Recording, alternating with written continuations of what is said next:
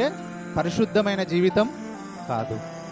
వాటన్నిటిని మాని పవిత్రమైన చేతులెత్తి దేవునికి ప్రార్థన చేయాలి. ఇదిగో అడుగుడి మీకు ఇవ్వబడును, తట్టుడి మీకు దొరుకును. దేవుణ్ణి అడగడమే ప్రార్థన. దేవా, మా జీవితాలలో మాకు నీ చిత్తానుసారంగా జీవించగలిగినటువంటి కృపనిమ్మని దేవుణ్ణి అడగాలి.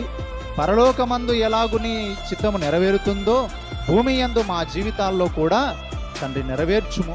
ఇదిగో నీ నామ మహిమార్థమై మా జీవితాలను బలపరచుము అని దేవుణ్ణి ప్రతిదినము అడగాలి. అందుకే భూమి మీద ఉన్నటువంటి లోక సంబంధమైన విషయాల గురించి చింతపడకుడి, కానీ మొదటిగా మీరు దేనిని వెతకమన్నాడు? నీతిని, ఆయన రాజ్యం. ఇందు నిమిత్తమే దేవుణ్ణి అడగాలి. ప్రార్థన చేయమనగానే మనకి అది కావాలి, ఇది కావాలి, ఇది కావాలి, అది కావాలి, ఇవన్నీ మీకు కావలసినవన్నీ ఎవరికి తెలుసు?